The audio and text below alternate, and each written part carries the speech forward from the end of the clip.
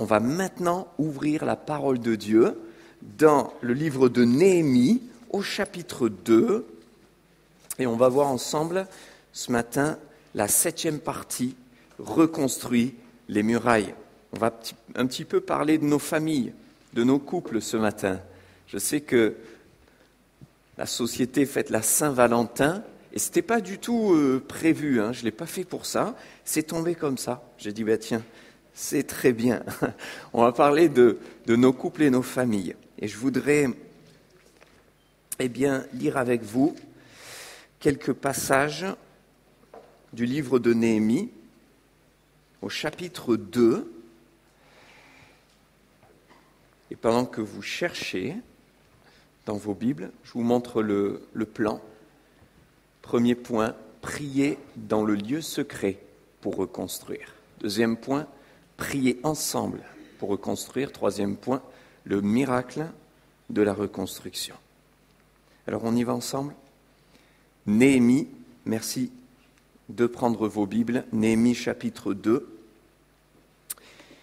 Je ne vais pas répéter tout ce qui a été dit, mais simplement vous rappeler que Néhémie est parti reconstruire les murailles de Jérusalem après avoir appris qu'elles étaient en ruine. Chapitre 2, verset 4. Alors que Néhémie était chanson près du roi, le roi lui dit « Que demandes-tu » ? Je priai le Dieu des cieux et je répondis au roi, si le roi le trouve bon, et si ton serviteur lui est agréable, envoie-moi en Juda vers la ville des sépulcres de mes pères pour que je la rebâtisse. Et le roi auprès duquel la reine était assise me dit alors, combien ton voyage durera-t-il et quand seras-tu de retour ? Il plut au roi de me laisser partir et je lui fixai un temps. Amen. Déjà, mes frères et sœurs, la notion de prière est permanente dans la vie de Néhémie. Et bien sûr, vous allez voir qu'il y a de grandes différences entre Néhémie et nous. Déjà, il est dans l'Ancien Testament, nous sommes dans le Nouveau. Il est sous l'Ancienne Alliance, nous sommes dans la Nouvelle. Mais ce qui m'intéresse ce matin, c'est les parallèles des principes spirituels intéressants que nous pouvons ressortir de la vie de Néhémie pour nous aujourd'hui, bien sûr, adapter à notre vie dans la Nouvelle Alliance avec le Saint-Esprit qui vit en nous.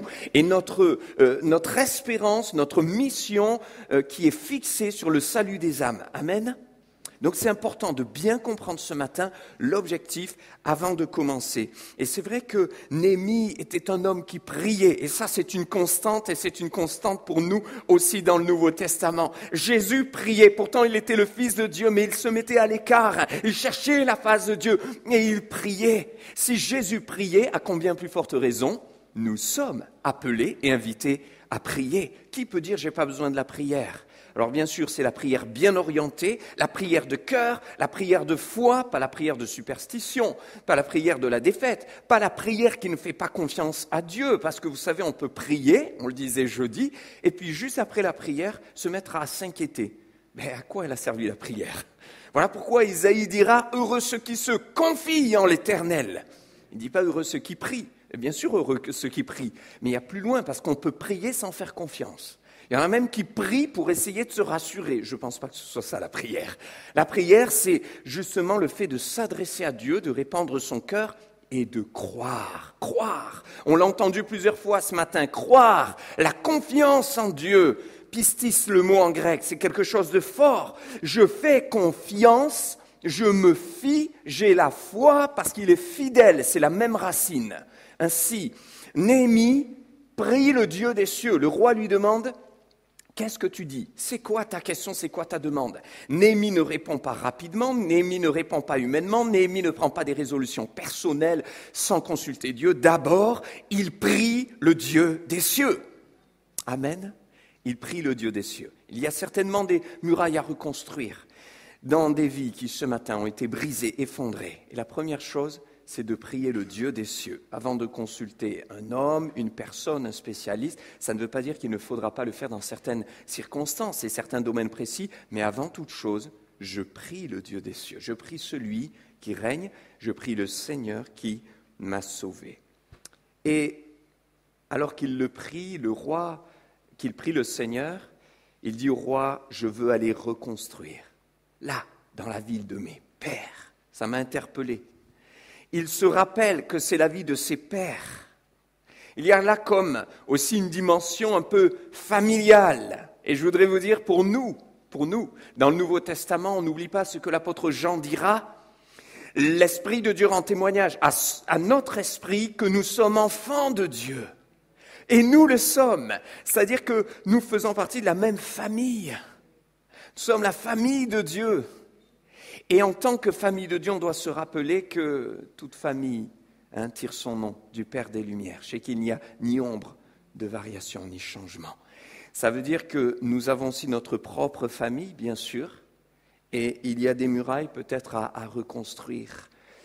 Et là, le Seigneur veut aussi travailler, parce que bien comprendre ce message, c'est d'abord bien comprendre, mes frères et sœurs, que ce que Dieu veut faire de nous, c'est des témoins là où il nous a placés. C'est que des hommes et des femmes soient sauvés partout, parce qu'il vient bientôt. Maranatha, viens Seigneur, viens. Ce jour approche.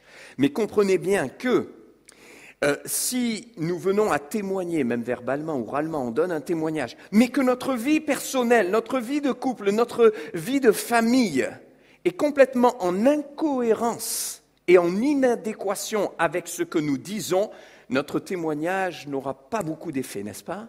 Il y a beaucoup de gens qui se sont heurtés à la foi, qui n'ont même pas voulu ouvrir la porte, parce qu'un jour, ils ont entendu quelqu'un leur témoigner, mais après, quand ils l'ont vu vivre, ils se sont dit « j'en veux pas ».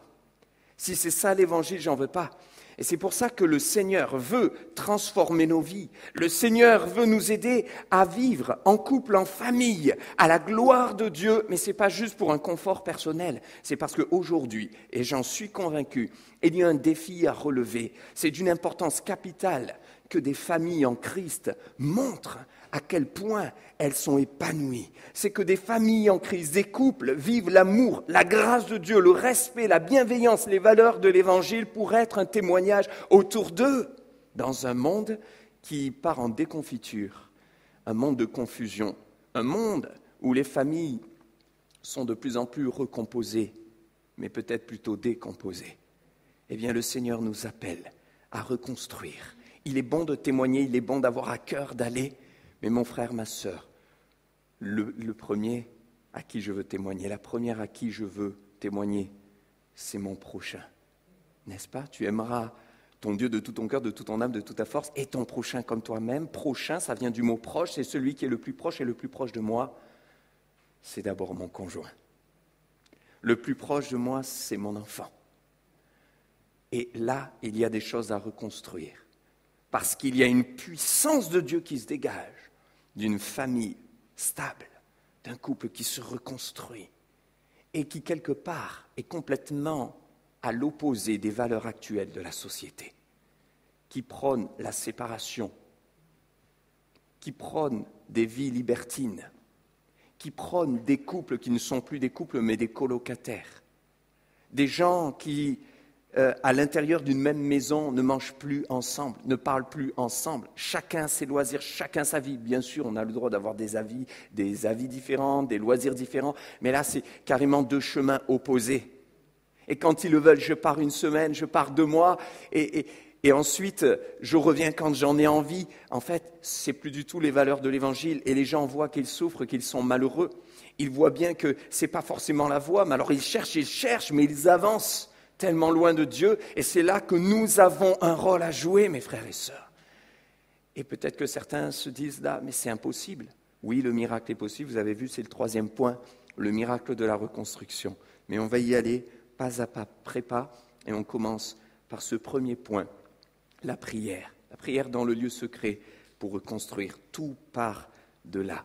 D'abord d'une prise de conscience et de s'humilier devant Dieu, de le prier, de lui dire « Seigneur, j'ai besoin de toi ». Regardez le chemin de Néhémie, maintenant, Néhémie chapitre 2, je continue, verset 11. Alors qu'il a demandé au roi de partir, le roi lui a accordé, il y va. Il dit, j'arrivai à Jérusalem et j'y passai 3 jours. Après quoi, je me levai pendant la nuit avec quelques hommes. On a entendu ce matin une prière qui avait aussi un aspect prophétique, comme une prophétie. Je me lèverai. L'Église est appelée à se lever. Les chrétiens sont appelés à se lever. Trop de fois, on a cru que Dieu ferait tout à notre place. Ça ne marche pas. Si je veux reconstruire mon couple, si je veux reconstruire ma famille, si je veux reconstruire une relation avec mon enfant, je dois me lever. C'est à moi de le faire. Néhémie n'est pas resté assis à rien faire. S'il ne s'était pas levé, il ne se serait rien passé. Et les murailles ne se seraient pas reconstruites. Mon frère, ma sœur, Dieu veut t'aider, te donner la force de te lever. Il y passait 3 jours avant de se lever. Ça veut dire qu'il a patienté. Tout à l'heure, on a patienté, combien avant la vidéo? 30 secondes? Plus? Il y en a qui disent plus? Qui pense plus? Levez la main. Non, moins? Ah, vous osez pas. Oh là là, ils sont tellement gentils.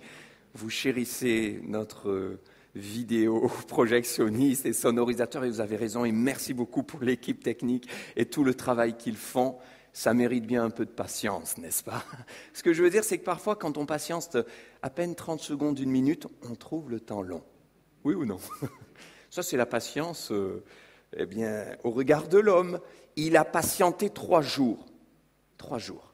C'est pas si simple, parce qu'il est arrivé sur les lieux, et souvent, quand on veut remettre les choses en place, parler à quelqu'un, on a tendance à vite se précipiter. Il faut vite que ça change. Il faut vite faire les choses. Il faut vite, et après, il y a des catastrophes. Non, la patience, 3 jours. Alors, je nous interpelle sur le fait qu'il est dit, après quoi je me levais dans la nuit, avec quelques hommes, sans avoir dit à personne ce que mon Dieu m'avait mis au cœur de faire pour Jérusalem. Il n'y avait avec moi d'autre bête de somme que ma propre monture, et je sortis de nuit par la porte de la vallée. Il ne dit rien à personne. Il a d'abord parlé à Dieu et Dieu lui a mis quelque chose à cœur. Je trouve qu'il y a là comme une dimension que l'on peut prendre en parallèle dans notre propre vie, celle de notre relation d'intimité avec Dieu. La vie avec Dieu dans le lieu secret. Dans Luc 9, 18, on a bien sûr l'exemple et le modèle parfait. Il nous est dit que Jésus se mettait à l'écart dans un lieu désert, secret, pour prier. C'est notre modèle. Et avant de reconstruire, il faut prendre le temps d'abord de se placer devant Dieu. Avant de dire, c'est vrai, ça va pas, ça va pas, on va faire comme si, je vais parler à un tel. Se placer devant le Seigneur et lui dire, Jésus, j'ai besoin de cette intimité avec toi. Ce n'est plus une solitude subie, c'est une solitude choisie. Il y a 2 types de solitude. Dans la solitude subie, nous devons, en tant que frères et sœurs, d'aller voir ces frères et sœurs comme M. Vassereau, comme Madame Viau, ces bien-aimés qui sont seuls, qui sont avancés en âge et qui ont besoin du soutien, de la communion fraternelle et que l'Église, qui est un corps et une famille, ne soit jamais un nom, mais une réalité. Nous sommes appelés à être une Église en mouvement. Amen. Ça vous fait du bien, Madame Viau, quand quelqu'un vous visite?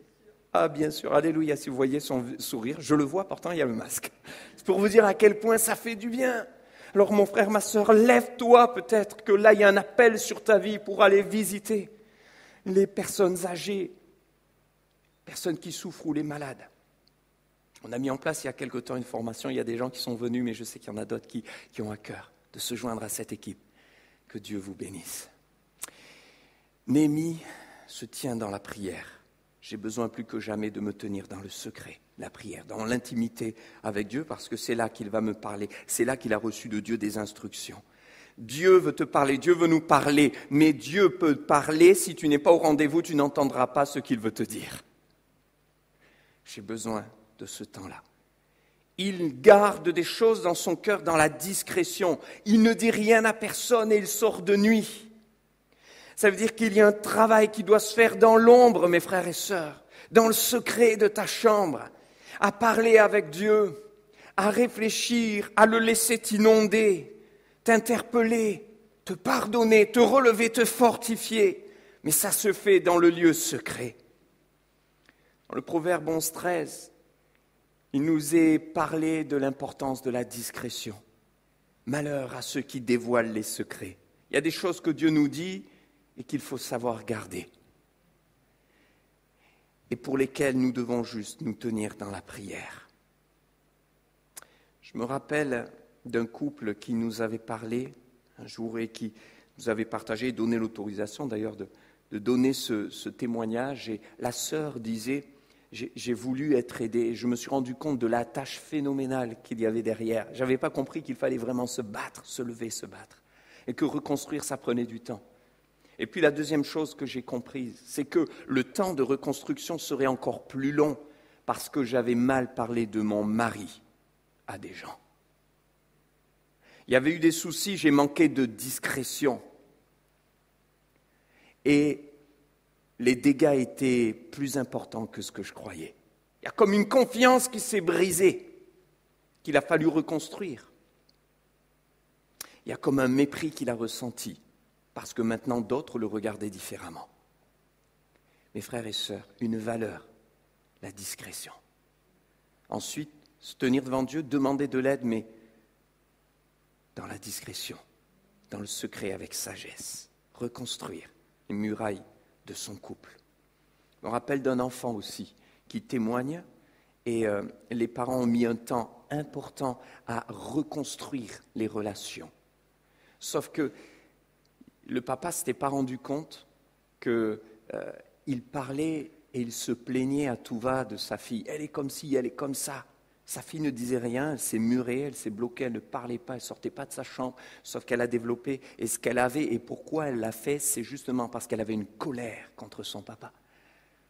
Et elle était persuadée que son père ne l'aimait pas. Il a mis des années à reconstruire cette relation pour lui montrer qu'il l'aimait. Pourquoi ? Parce que, peut-être par maladresse, peut-être par souffrance, mais qui avait été répandue aux autres et non à Dieu, eh bien, il avait répandu autour de lui toutes sortes de choses sur sa fille.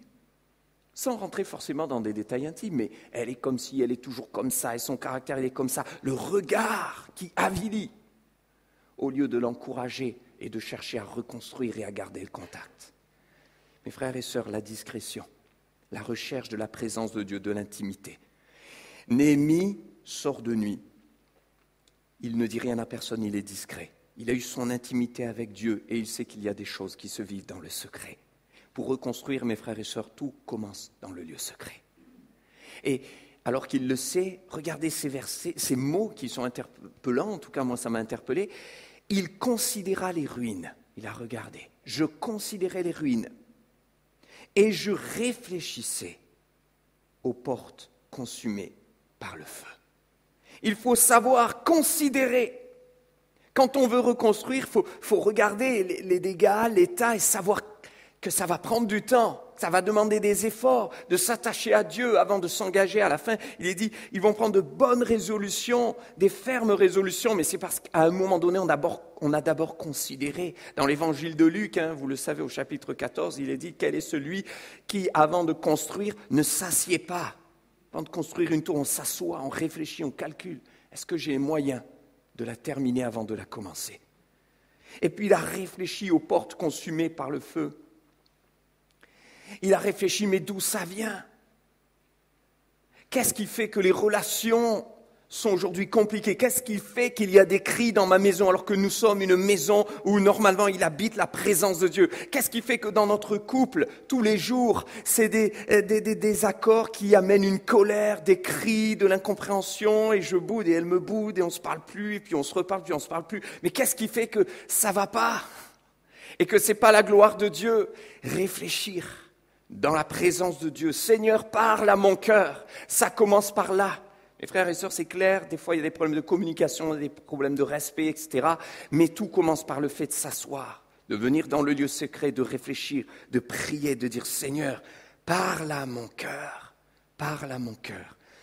Dans le livre de l'Ecclésiaste, au chapitre 7 et au verset 14, il y a un verset bien que je vais vous lire, tenez. Ceux qui veulent, ils peuvent le prendre avec moi. Et il est dit « Au jour du bonheur, sois heureux ». Mais au jour du malheur, réfléchis, regardez la suite, Dieu a fait l'un comme l'autre, afin que l'homme ne découvre en rien ce qui sera après lui. C'est Dieu qui est maître de tout. Alors, il réfléchit, il s'arrête sur les portes et il réfléchit. Il réfléchit aux portes consumées par le feu. Il est bon que, mon frère, ma sœur, tu réfléchisses, je réfléchis, aux portes. Et surtout à celles qui ont été consumées par le feu. Vous savez, on en avait parlé, les portes, c'est là où on entre et là où on sort. Réfléchis dans ta vie, réfléchissons dans nos vies. Qu'est-ce qui fait que telle porte qui aurait dû être fermée a été ouverte? Qu'est-ce qui fait que telle porte qui devrait s'ouvrir est restée fermée? La porte de l'amour doit rester ouverte. Pourquoi s'est-elle fermée? La porte à l'accès de l'ennemi doit être fermée. Pourquoi s'est-elle ouverte? Il y a un petit écho, s'il vous plaît. Réfléchir à cela, et c'est le Seigneur qui va te montrer, le Seigneur qui va nous montrer petit à petit, parce que c'est petit à petit qu'il avance dans le secret. Il réfléchit, il considère. Il n'y a pas de place, c'est intéressant cette phrase, pour sa bête de somme. Il le dit, alors c'est un verset, on pourrait le passer assez rapidement, il dit quand j'arrivais, il n'y avait pas de place pour que ma bête de somme passe. Alors imaginez-vous l'image, le film, il est dessus, il est obligé de descendre parce que son âne ne peut pas, enfin moi je dis que c'est un âne, il est dit la bête de somme, mais à l'époque on utilisait beaucoup les ânes, ne pouvait pas passer, c'était trop haut. Certainement un âne, je ne pense pas qu'il puisse faire un saut. Des fois les ânes ça peut sauter haut, mais moins haut quand même que les chevaux. Et il ne pouvait pas passer, surtout quand il y a quelqu'un dessus. Alors il est descendu. Et je pense que, en tout cas moi ça m'interpelle, parce que ça symbolise le fait qu'il faut descendre. Vous savez, quand on était sur son âne, sur sa bête de somme, et qu'on marchait, on avançait, c'était la balade, c'est le confort parce que des fois on doit faire des dizaines et des dizaines, voire des centaines de kilomètres, et je vous rappelle qu'il doit faire 1230 kilomètres quand même, c'est beaucoup. Et donc il était sur sa bête de somme, et la bête de somme c'est je marche, je me balade, je me laisse porter. Mais quand nous devons reconstruire les murailles, il faut descendre. Il faut sortir de sa zone de confort.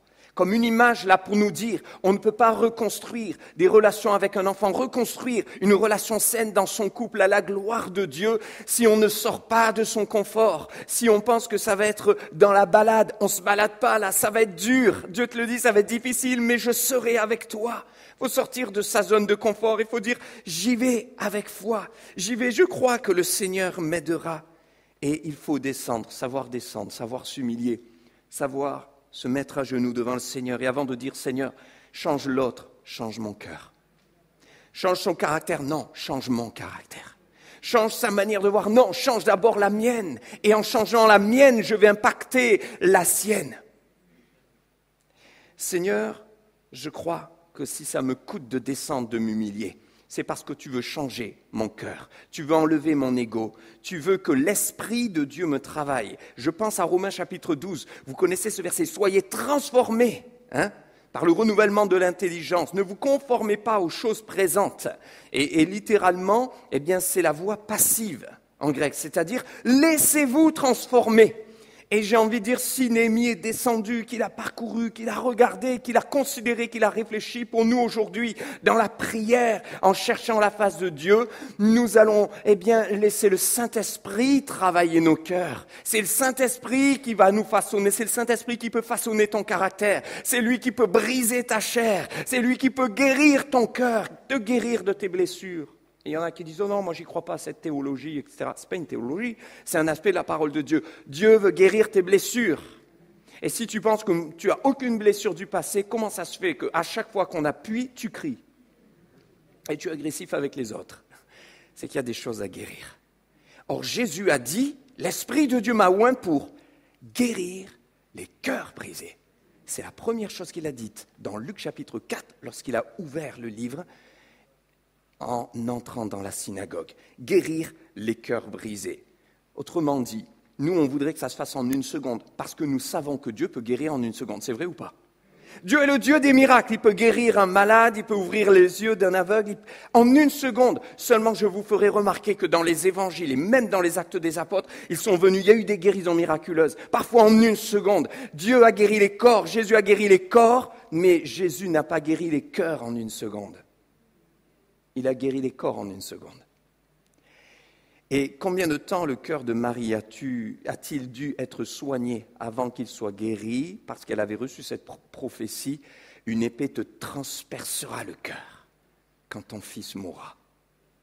Combien de temps Siméon a-t-il dû attendre avant d'avoir en fait cette paix? Vous le lisez, il est à la fin de sa vie et il est prêt à mourir.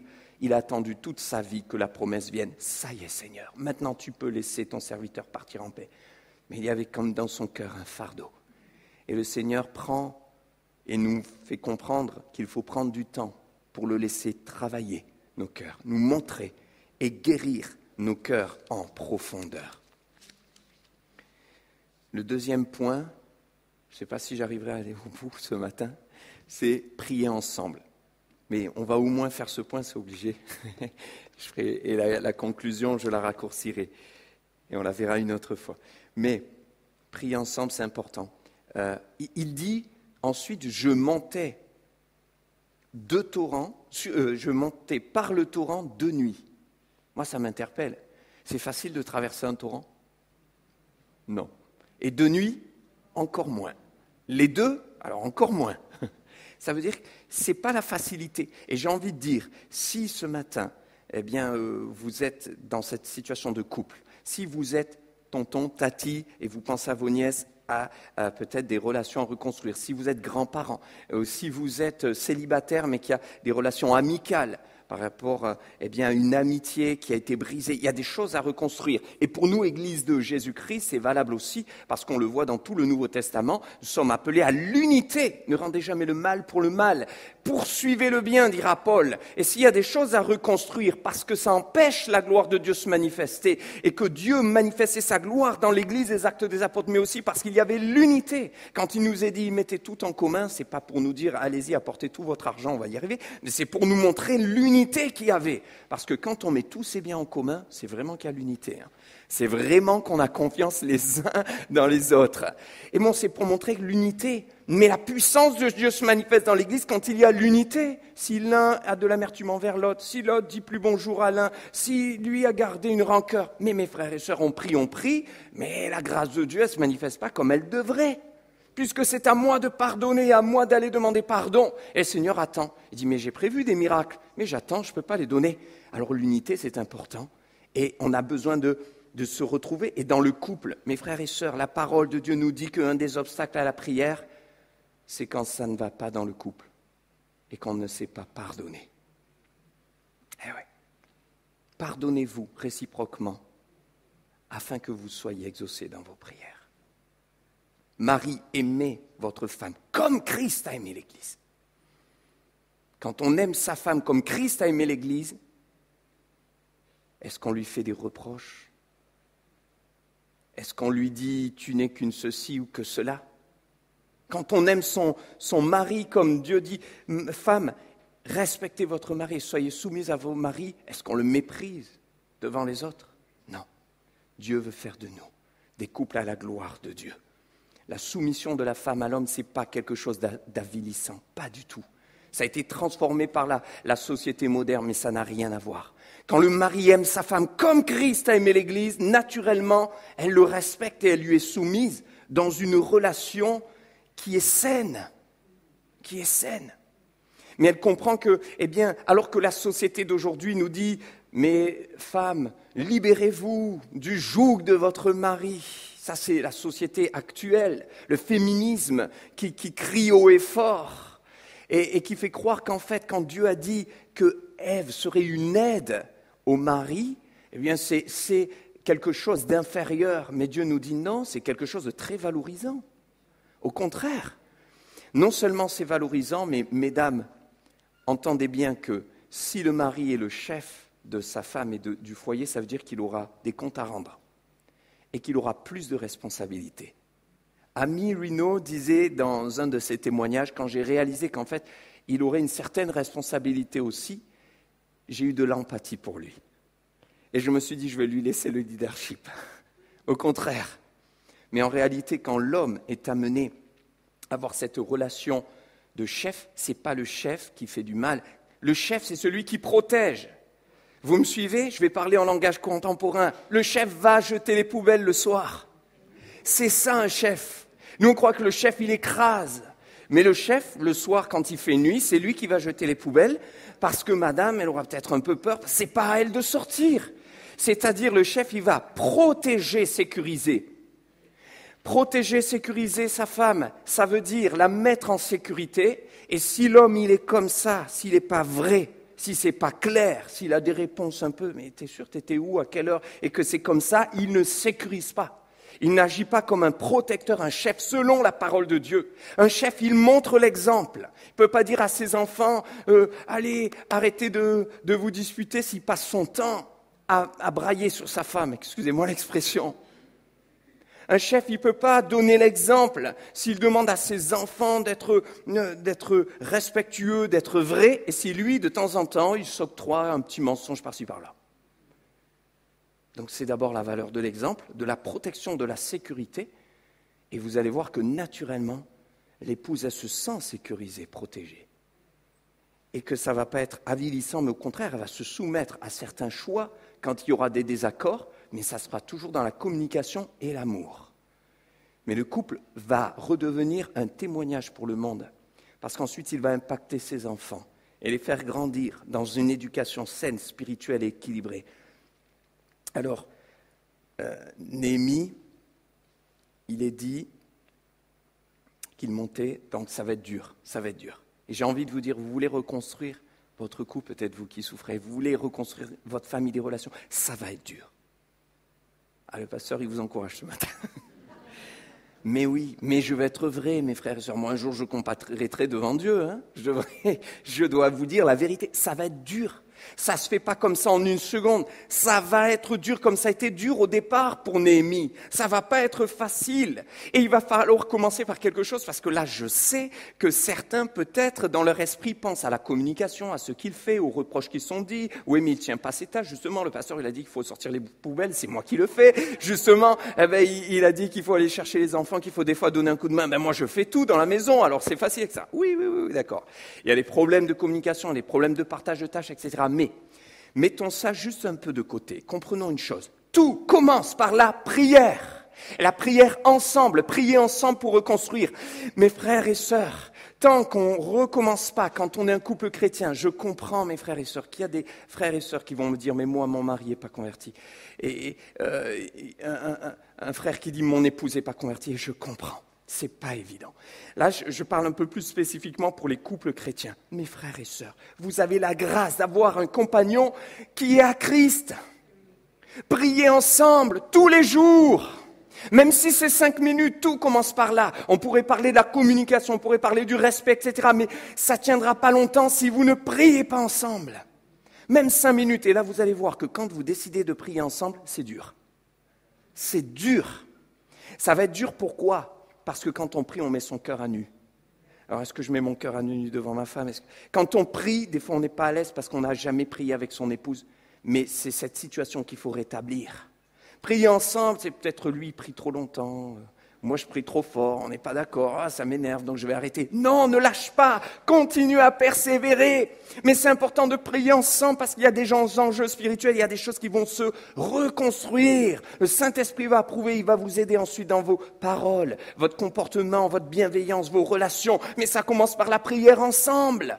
Pourquoi est-ce que c'est dur ? Parce que le diable ne veut pas que les couples prient. Il y a un combat qui est spirituel, il faut le comprendre. Alors, si Dieu nous ouvrait les yeux sur tout ce qui se passe, croyez-moi, vous comprendriez, on comprendrait. Il y a un combat. Et comme il y a un combat dans l'invisible, le diable, il va tout faire. Et vous ne savez pas pourquoi. Nous, ça nous arrivait au début, quand on s'est mis à prier, et qu'on était couple chrétien, tout allait bien, et qu'on s'est rendu compte, mais c'est pas normal quand même, on ne prie pas ensemble. On prie chacun, ou on prie trop, de temps en temps, mais pas assez régulièrement. On a commencé, mais c'était dur. Un combat dès que tu veux prier, mais qu'est-ce qui se passe ? Mais honte à moi. Et des fois, c'est dur pour moi, c'était dur pour elle, mais on a dit, allez, on y va. Et à chaque fois, il y en avait un pour, allez, si, on prie, c'est important, ok, on y va. Des fois 2 minutes, des fois 3 minutes, des fois 5 minutes, des fois 1 heure, mais des fois, c'est 30 secondes. Ou des fois, il y en a un qui n'a pas envie. Mais on y va. Et qu'est-ce qui se passe spirituellement ? Il y a des choses qui se reconstruisent, afin qu'ensuite, relationnellement, il y ait des choses qui se reconstruisent. Mais j'ai envie de vous dire, attendez-vous à un rude combat. Préparez-vous à un rude combat. Acceptez ce rude combat et acceptez de persévérer dans ce rude combat. Il y a des victoires, des bénédictions extraordinaires derrière. Parce qu'en fait, l'homme et la femme ne sont pas appelés à être juste un de corps et d'âme, mais d'esprit. Et là, ça passe par la prière. il nous est dit, puis j'étais de retour. Donc Néhémie a réfléchi, l'a considéré, etc. Puis il est revenu. Et il dit, j'étais de retour. Il y a des allers-retours. Juste, je pensais à un verset que j'aime tant. Paul dit aux Philippiens, chapitre 3, verset 13, « Oubliant ce qui est en arrière, me portant vers ce qui est en avant. » C'est important de se porter vers ce qui est en avant, comme Paul. Mais, mes frères et sœurs, Paul ne dit pas qu'il a été rendu amnésique. La foi, c'est pas de nous rendre amnésiques. Quand il dit « oubliant ce qui est en arrière », c'est parce qu'il est guéri de ce qui est en arrière. Donc il faut d'abord faire un état des lieux devant le Seigneur et dire « Seigneur, ça va pas, ça va pas, ça, je réagis mal, là j'ai un mauvais caractère, là quand il me dit ça, j'explose », c'est qu'il y a un problème. Travaille mon cœur, change-moi Seigneur, brise mon ego, brise ma chair, façonne, guéris mon cœur, parce que l'Esprit de Dieu a envoyé Jésus pour guérir les cœurs brisés. Et que l'Esprit de Dieu le fait, je le crois, j'en suis témoin. Le Seigneur dit, oui, tu pourras ensuite te porter en avant, mais il faut d'abord aussi laisser le Saint-Esprit te travailler. Et ensemble, on va rebâtir. Néhémie va vers les autres et il dit, venez, rebâtissons, reconstruisons. Donc, mais ça m'a interpellé, avec qui il reconstruit ? Il reconstruit avec les gens qui étaient là, qui auraient pu être considérés comme des losers, c'est-à-dire des gens qui avaient échoué pendant des centaines d'années. Donc, il aurait très bien pu dire, on va reconstruire, mais je vais faire une sélection, un casting, prendre les meilleurs. Non, il reconstruit avec ceux qui jusque-là ont échoué. Je parle à un couple ce matin. Peut-être tu te dis, mon mari jusque-là, il a échoué. Mon mari jusque-là, alors je crois même plus en lui, j'ai même plus confiance. Et pourtant Dieu te dit, c'est avec lui que tu vas reconstruire. Mais vous allez reconstruire ensemble. Peut-être tu dis, mon épouse, elle n'a pas été à la hauteur. Ça a été compliqué, mais je crois, elle n'est même pas capable. Dieu te dit, si, c'est avec elle que tu vas reconstruire, c'est ensemble. Venez, rebâtissons. Et qu'est-ce qui se passe ? À leur tour, c'est eux qui vont dire, venez et rebâtissons. Lui, il dit ça, mais si vous lisez bien le texte, dans la suite, ils se regardent et disent, ok, on y va. C'est-à-dire que tout le monde est prêt à aller de l'avant. Mais pourquoi ? Parce qu'il y a eu un encouragement. Il est dit que dans la parole de Néhémie, elle a été accompagnée par le fait qu'il leur a dit, voilà, je vous encourage à rebâtir, on va y aller ensemble, on va rebâtir, on va reconstruire. Mais si je vous le dis, c'est parce que voilà ce qui s'est passé. Il parle de son chemin, de son parcours, de tout ce qui s'est passé. Autrement dit, il les encourage. Et il dit, je les encourageais de ce que la bonne main de mon Dieu était sur moi. Le roi m'a donné toutes les lettres, j'ai traversé, je suis venu. C'est miracle sur miracle, mes frères et sœurs. Et ces miracles-là, il les dit aux autres afin qu'ensemble ils reconstruisent et qu'ils soient encouragés. Vous voulez reconstruire votre couple, arrêtez les reproches. C'est charnel. Commencez par les encouragements. C'est plus spirituel. Vous voulez reconstruire des relations avec vos enfants, arrêtez les reproches. Commencez des encouragements et croyez qu'ils sont capables aussi de se lever et d'y arriver. Montrez-leur qu'ils peuvent être forts. Vous voulez encourager vos amis, reconstruire des relations, arrêtez les reproches. Ouais, mais tu m'as fait ci, tu m'as fait ça. Non. Écoute, moi je crois que tu as de la valeur. Oui, tu as de la valeur. Pas moins que moi. Et on va reconstruire ensemble. Il les a encouragés et voilà, en parlant du miracle, alors bon, je conclus du coup, et je parle du miracle. Le miracle, vous l'avez vu, on l'avait vu la dernière fois, c'est miracle sur miracle. Pour que Néhémie parte, que le roi lui donne, 12 ans de salaire, toutes les lettres, les passeports, comme ça, et en plus tout l'argent pour qu'il reconstruise. Bon, c'est un vrai miracle. Mais il y a un autre miracle qui m'interpelle. C'est quand Néhémie dit, je demandais au roi d'y aller, et là il précise, le roi à côté duquel la reine était assise. Vous avez lu ce verset ? Pourquoi il dit ça ? Dans tous les textes, c'est le roi. Mais là, le roi à côté duquel la reine est assise. Pourquoi ? Parce que c'est un miracle que la reine, Armésis, qui était la femme de Artaxerxès à cette époque-là, ait été favorable. Et très honnêtement, vous savez comme moi que quand il faut demander quelque chose à un homme, et ça vous arrive souvent de dire « Attends, je vais voir avec mon épouse ». Ça vous arrive, messieurs ? Il n'y a que moi qui ça arrive. Le planning, Jean-Luc, on en parle souvent, toujours. « je vais voir avec mon épouse. » Mais oui, parce qu'il faut convaincre le roi, c'est une chose, mais convaincre l'épouse aussi, c'est autre chose. Surtout que le roi avait confiance en lui, mais bon, la reine, elle était loin. Et parfois, c'est plus dur de convaincre le cœur de l'épouse que de l'époux. Mais si tu gagnes le cœur de l'épouse, souvent tu as l'époux, parce qu'elle est capable de lui dire, mais si, vas-y. Ce que je veux dire, c'est qu'il avait doublement en difficulté. Mais là encore, c'est un miracle. Toutes les portes s'ouvrent. Et le miracle de la reconstruction arrive. Pourquoi ? Parce que quand vous lisez chapitre 3, qu'on verra, eh bien, toutes les portes se reconstruisent. C'est incroyable. C'est-à-dire qu'on sent qu'il y a eu tout un travail avant, et dès que ça commence, levons-nous, rebâtissons, reconstruisons, ça y va. Ils reconstruisirent telle porte, la porte du berger, la porte des poissons, la porte de la bergerie, la porte du fumier. Toutes les portes vont se reconstruire, ils vont se mettre au travail. Il y a comme un miracle, il y a la force de Dieu qui vient, il y a l'approbation du Seigneur. Est-ce qu'on peut se lever à notre place ? Est-ce qu'on peut prier pour nos couples et nos familles ?